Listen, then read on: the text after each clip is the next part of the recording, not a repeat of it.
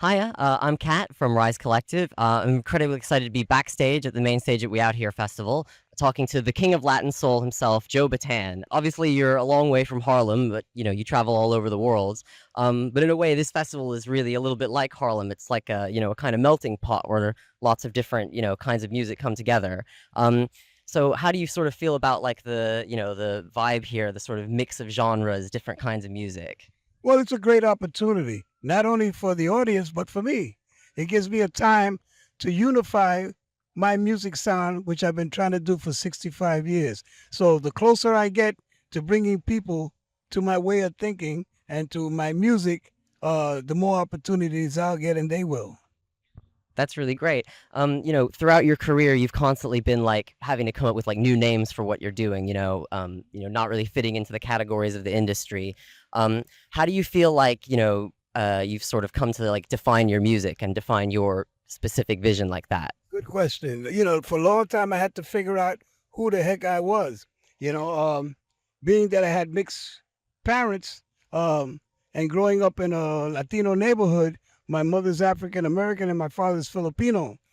But I had to learn the Latin Spanish language because I lived in a Spanish neighborhood. So the influence of the Latin culture was mixed in with the African American and everything else under the sun, and that's what became with Joe Bataan.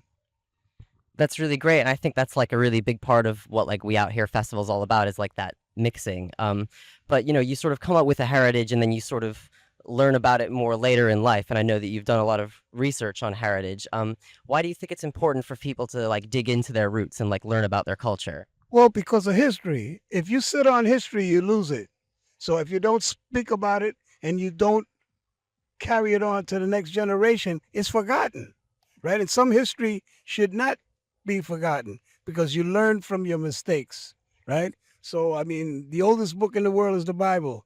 So everything that was told to us in the Bible told us how to live, right? But a lot of people take it for granted and they take life for granted. So it might be some people get it in their twilight, and other people never do.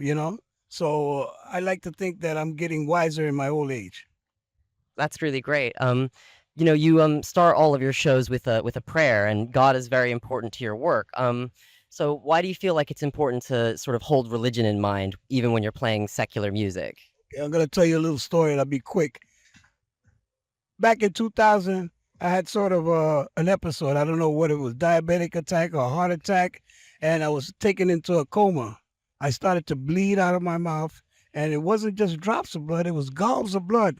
And I saw myself waning away, and I called for my mother. I was in the car, I just had seen Star Wars, and I felt the end was coming.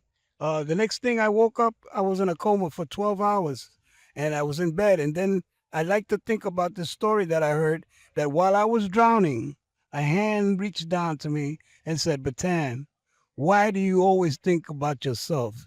He said, there's other things in the world. He said, I'm going to bring you back and I want you to say my name. So since that time, I've sang the Lord's Prayer before every set that I do in way of thanking God because I know it's a gift. I appreciate life. That's really moving, actually. I think like this sense of like, like gifts is really important in your work. And, a lot of the stuff that you've done is really groundbreaking and it sort of very much carries your stamp. But, you released one of the first rap singles, but you didn't invent rap, you found it.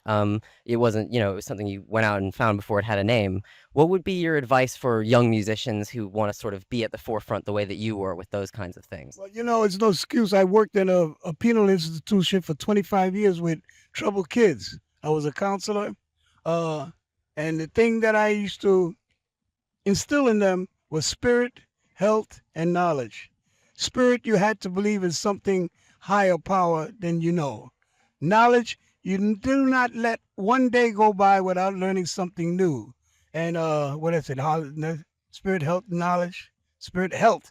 Take care of your body, your temple, because God gave you that. He didn't want you to abuse it, right? It's a gift.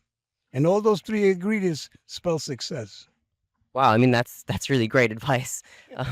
Yeah, that's fantastic. I think is there anything else you sort of just want to say about like We Out Here Fest and like what kind of things you might want to be seeing. Well, I got something whimsical, if that's all right. Yeah. All right. I've been wearing Kangos for 65 years, and Kango never called me. Well, Kango, we're waiting. We're waiting. Well, that was amazing, Joe. It was really, really nice to talk to you. Thank you so much. Thank you. Yeah. God bless. God bless indeed. All right. This has been Kat from Rise Collective. Thank you so much. Bye-bye.